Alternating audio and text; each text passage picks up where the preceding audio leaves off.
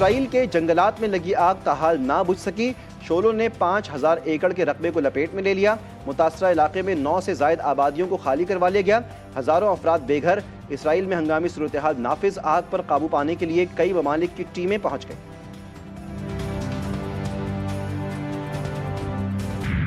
کراچی میں ٹریفک حادثات نہ تھم سکے، گلشن حدید میں بس حادثے کے جاں بحق افراد کی تعداد 3 ہو گئی، خاتون اور 2 مرد شامل، 8 زخمی زیر علاج۔ کورنگی کراسنگ میں واٹر ٹینکر نے خاتون کو رون دیا، موٹر سائیکل سوار خاتون موقع پر جاں بحق۔ حادثے کے بعد مشتعل افراد نے واٹر ٹینکر کو آگ لگا دی، کلینر پر بھی تشدد، ڈرائیور فرار۔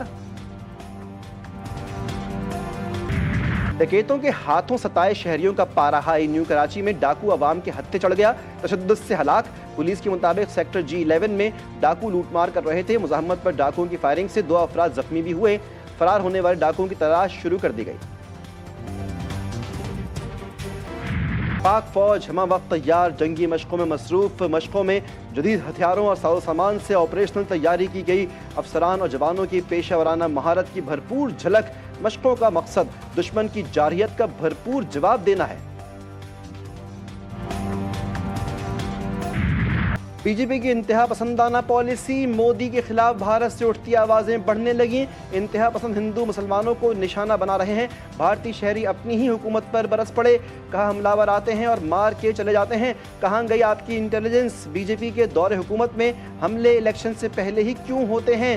سیاسی تجزیہ کاروں کا کہنا ہے کہ مودی ہندوتوا نظریے کی بنیاد پر عوام کو بیوقوف بنا کر سیاسی فائدہ اٹھا رہا ہے۔ بھارتی فوجی قیادت کو بڑی شرمندگی کا سامنا، لیفٹیننٹ جنرل DS رانا کو انڈین ڈیفنس انٹیلیجنس ایجنسی کے ڈائریکٹر جنرل کے عہدے سے ہٹا دیا گیا۔ DS رانا کو دور دراز علاقے انڈمان اور نکوبار المعروف کالا پانی بھیج دیا گیا۔ باوثوق ذرائع کے مطابق جنرل رانا کے یارڈ ایریا میں تبادلے کو را کی دستاویزات سے جوڑا جا رہا ہے۔ جنرل رانا کی حفاظت میں موجود خفیہ دستاویزات افشا ہونے پر را عالمی سطح پر مذاق بن گئی۔ پہلگام فالس فلیگ آپریشن کی حقیقت بے نقاب، بھارتی رپورٹر ارچنا تیواری حیران کن حقائق سامنے لے آئیں، بھارتی میڈیا کا جھوٹا بیانیہ چیلنج۔ ارچنا تیواری سے کشمیری ڈرائیور کی گفتگو، کہا کہ جوڑے پر حملہ، لڑکے کی موت، بیوہ کے بیانات سب منظم ڈرامے کا حصہ ہیں۔ حقیقت یہ ہے کہ لڑکا زندہ ہے، متاثرین کے مذہب کو حملہ آور کیسے جان سکتے تھے؟ یہ سب ایک سیاسی کھیل ہے، اگر جنگ چھڑی تو مودی، امت شاہ اور یوگی آدتیہ ناتھ سب سے پہلے بھاگیں گے۔ پہلگام فالس فلیگ کے بعد بھارتی مظالم پھر مقبوضہ کشمیر کو جکڑنے لگے۔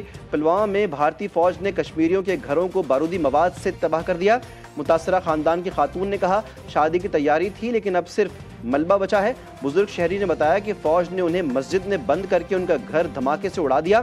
ذرائع کے مطابق پہلگام ڈرامے کے بعد اب تک 2000 کشمیریوں کو گرفتار کیا جا چکا ہے، جبکہ 50 گھروں کو تباہ کیا گیا۔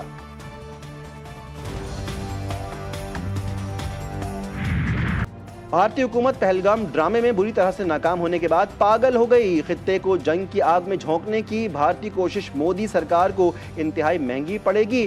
GTV نیوز کی اسپیشل ٹرانسمیشن، بھارت امن کا دشمن میں تجزیہ کاروں نے مودی سرکار کی سازشوں کا پردہ چاک کر دیا۔ قومی اتحاد و یکجہتی کے لیے پارلیمنٹ کا کردار قابل تحسین، تمام سیاسی جماعتوں کا یک زبان ہونا خوشائند ہے۔ مسلم لیگ نون کے صدر نواز شریف کی سینیٹر عرفان صدیقی سے ملاقات میں گفتگو، کہا کہ پارلیمنٹیرینز کے اس کردار سے قومی یکجہتی کو فروغ ملے گا، عوام میں بھی اتفاق و اتحاد کی فضا پیدا ہوگی۔ عرفان صدیقی نے ملکی دفاع کے عزم کے متفقہ اظہار پر مشتمل قرارداد کا ذکر کیا، کہا قرارداد کی تیاری اور تائید میں تمام جماعتوں نے حصہ لیا۔ نواز شریف بولے اختلاف رائے جمہوریت کا حسن ہے۔ کراچی میں ٹریفک حادثات نہ تھم سکے، گلشن حدید میں بس حادثے کے جاں بحق افراد کی تعداد 3 ہو گئی، خاتون اور 2 مرد شامل، 8 زخمی زیر علاج۔ کورنگی کراسنگ میں واٹر ٹینکر نے خاتون کو رون دیا، موٹر سائیکل سوار خاتون موقع پر جاں بحق۔ حادثے کے بعد مشتعل افراد نے واٹر ٹینکر کو آگ لگا دی، کلینر پر بھی تشدد، ڈرائیور فرار۔